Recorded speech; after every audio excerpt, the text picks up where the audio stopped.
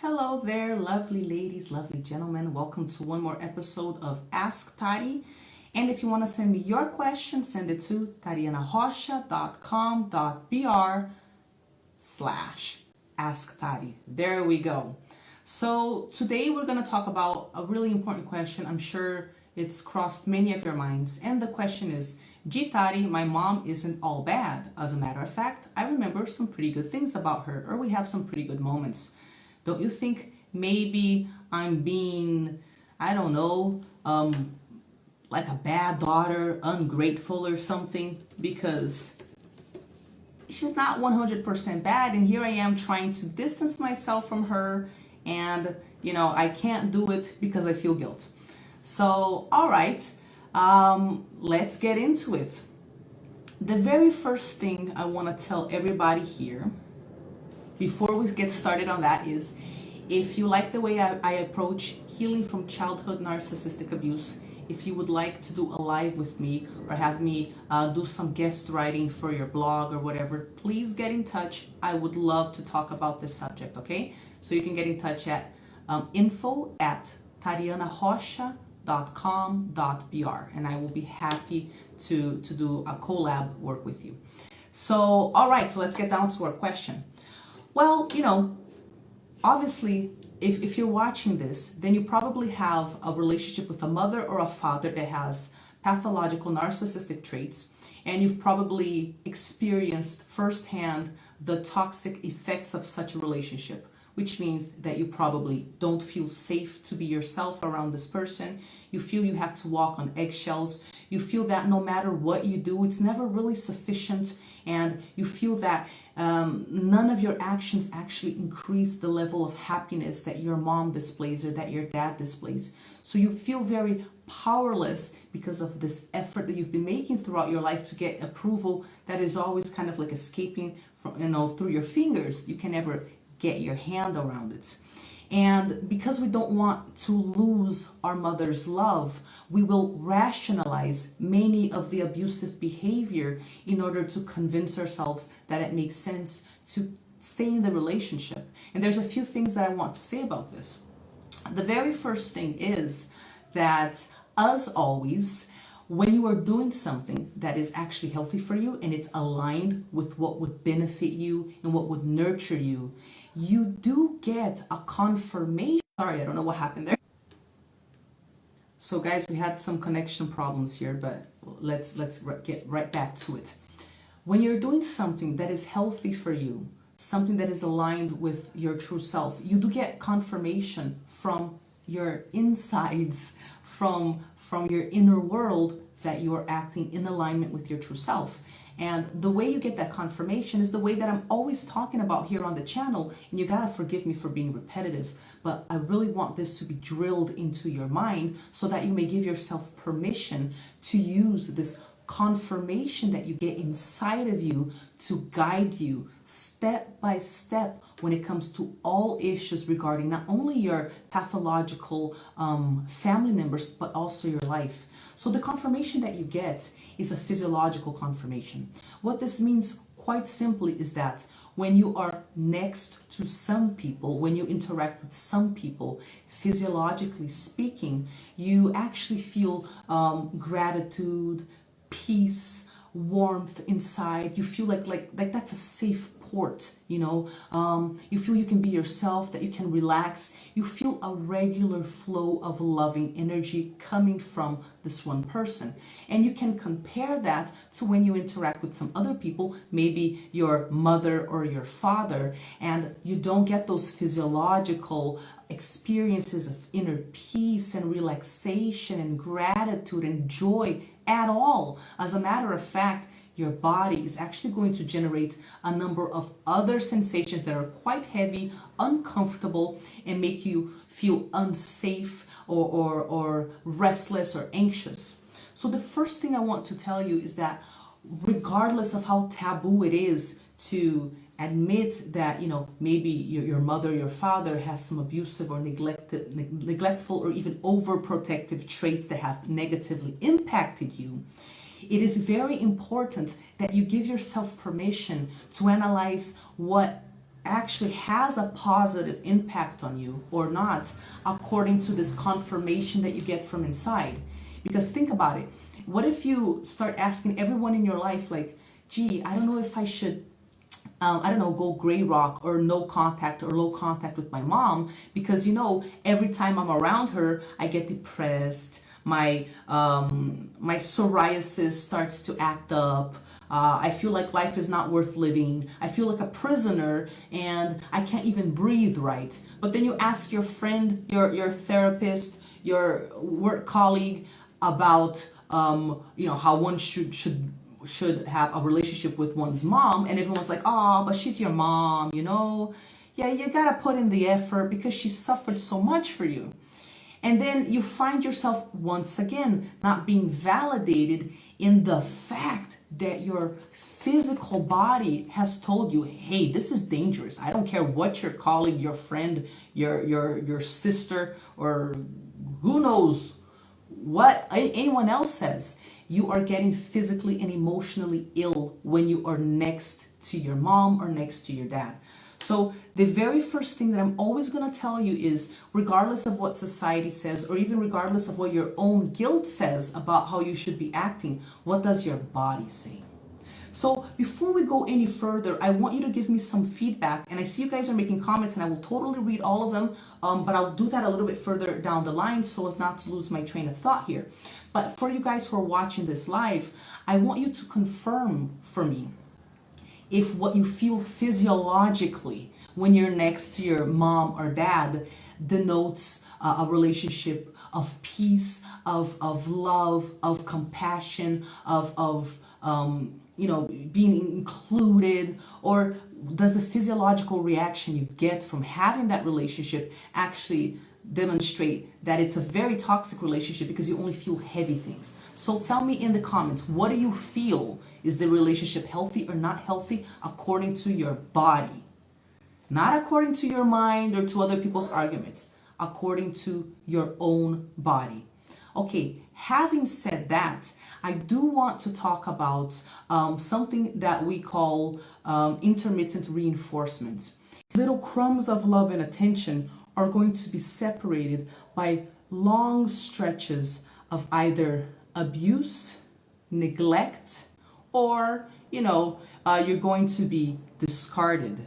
So this is super confusing because you have like all of this bad behavior from your narcissistic mom or dad, right? You have the discarding, you have the gaslighting, you have the invalidation of your feelings, but then every now and then she throws in something that seems affectionate or like she's being thoughtful, and that kind of confuses you. It throws you off center. You don't know what to make of this. So this is what we know is called intermittent reinforcement. And all abusive personalities use this type of behavior because they know they are going to be abandoned, because deep down they've already observed the pattern of how people in their lives have, how they have very unstable relationships with the people in their lives. So basically the logic is, I'm going to give you I'm going to give you love from time to time, and you're going to tell yourself, well, see, it's not that bad. I do get love from time to time. And then this is going to make you tolerate the long periods of neglect or abuse or anything else. Think about it. If your relationship with someone else actually does present a constant flow of loving energy, then this means that it's like you get full meals of love all throughout the day. You wake up in the morning and you have a big old breakfast serving of love. And then right before lunch, you have a love snack. And then for lunch, you have like this big healthy lunch full of love just for you. And you know that all throughout the day, that love is going to keep coming. Since it's pretty stable and, you know, it doesn't just disappear all of a sudden, when you get that regular love, then you appreciate it, of course, but it's not like, you know, something that's going to like overtake you with joy or anything, because it's regular. Now, in the case of intermittent reinforcement, that's not what happens. You do not get a regular serving of love throughout your day. You wake up in the morning and you're there with your love bowl and you want to fill it up. You want the other person to give you some of that love that all relationships need, and it's perfectly healthy to need this, and you get nothing. And then at lunchtime, you're like, well, maybe now I'll get some love. So you go there with your big bowl of love and you're like, give me something, and you get nothing. And then it's like dinner time and all you get is a half-rotten banana, you know? So you're like starving and starving and starving. When finally you get that half-rotten banana, you're going to be so hungry that it's going to look like a feast for you. And this is actually going to look like a feast for you physiologically speaking. What I mean is that you're going to get so freaking excited about that half-rotten banana that your body is going to light up in joy, in euphoria that you are finally getting some food. So this is what abusive personalities do to us. You know, if you're dealing with, for example, a boyfriend or a girlfriend, there's the original love bombing phase in the beginning, but then that changes after some time. And if you're dealing with a mother or a father that is a pathological narcissist, they know that if they keep you hungry, you're going to keep looking for that love, looking for that nurturing, looking for that nutrition. And when they throw you a half-rotten banana, your whole body is going to light up because it's starving. And you're going to confuse being lit up with love. You're going to confuse the fact that, oh my God, I finally got a half-rotten banana with, I guess it's not that bad. Which is why I will repeat, you have to use your body to gauge how regularly you feel that love. So that when the half-rotten banana comes, you don't convince yourself that it's something that it's really not, right? So guys, just before I go any further, let me know if you can hear, because we're having some issues, right, with connection and with God knows what else.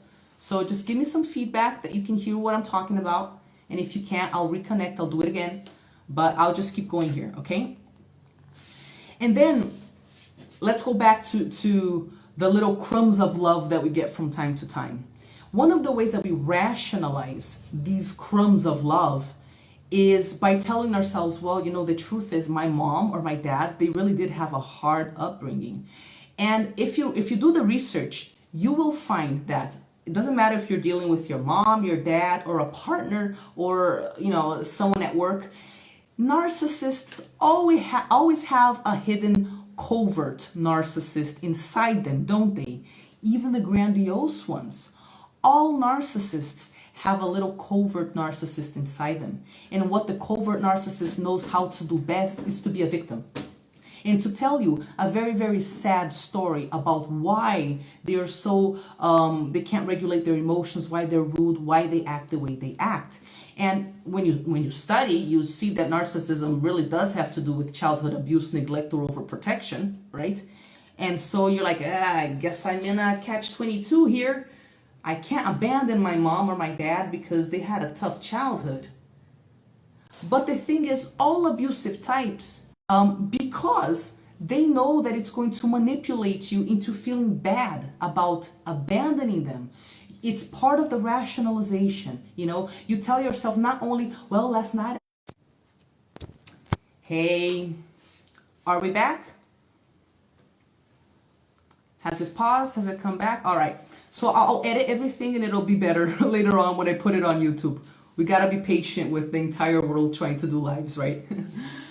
So then you're like, oh, I got a half-rotten banana. From time to time, I get that half-rotten banana. And then when I don't get a half-rotten banana, well, my mom had a hard upbringing. She did have a hard upbringing, but this is no excuse for her to treat you in any old way.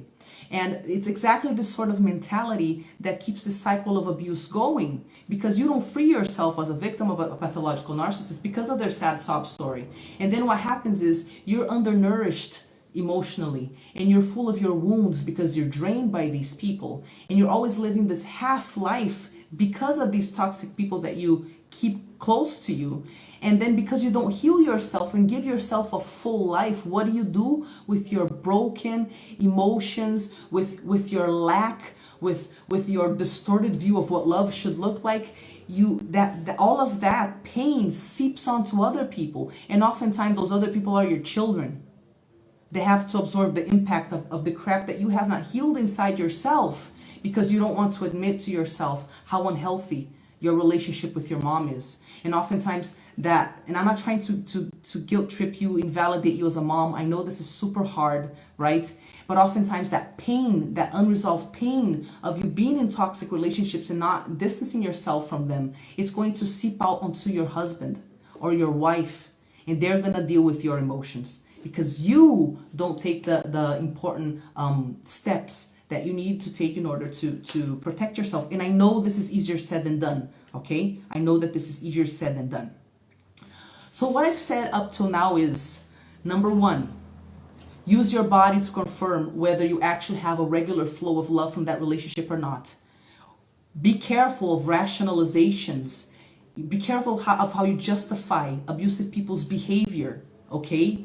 Based on the half-rotten banana that you get from time to time, and based on the sad sob story that they tell you. They will all tell you a sad sob story, okay? And what I want to say specifically about the good stuff that your mom does have, I believe that we need to address that issue head on. There's a couple of things I want to say about that. Number one, if you've just discovered what pathological narcissism is, and you're just starting to understand all of this, in the beginning, we really don't want to admit that our moms or dads might have this issue, right? So we're going to do everything to avoid looking that fact straight in the face. And then one of the things we're going to do is we're going to really try to figure out which of our memories are kind of okay, because if we can list enough nice experiences we had with our mom or our dads, then maybe we can convince ourselves that it's not that bad. That's why in the beginning, when you're still very enmeshed with your mom or dad and you still need their approval and you still can't honestly admit what's unhealthy about the relationship, it might be unhealthy for you to try to look for the good stuff. In the beginning, when your insides are screaming at you, distance, distance, distance, distance, distance, but the other voice full of guilt is telling you, don't be an ungrateful daughter, don't be an ungrateful son, understand your mother's side, understand your father's side.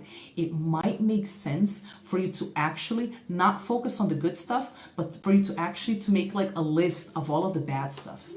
In the beginning, when you're trying to convince yourself that it's not that bad, but you know it is, and you just need the courage to distance yourself, I actually encourage you to keep an ongoing list of all the reasons why you're going gray rock, low contact, or no contact.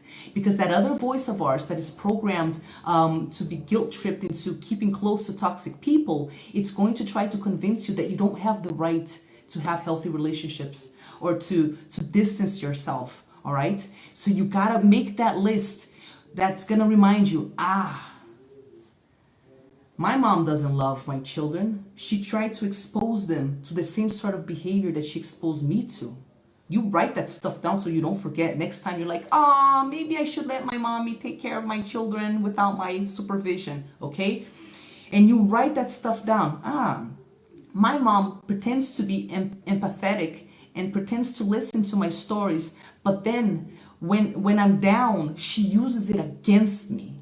Oh, you write that down so you don't forget. So you don't forget that next time that you're like, I feel lonely inside. Maybe if I reach out to my mom, I will get that nice, loving motherly care. No, you won't. So you keep a list of the crap, okay? Because in the beginning, it might be dangerous for you to focus on the good stuff, okay? Now, as you heal, as you develop an individual sense of self, and this just means that you can actually identify what you want, and you actually have the ability to act according to what you want, and you have the ability to be indifferent towards people who don't get why you would possibly Allow yourself the happiness of living your own life according to your own rules.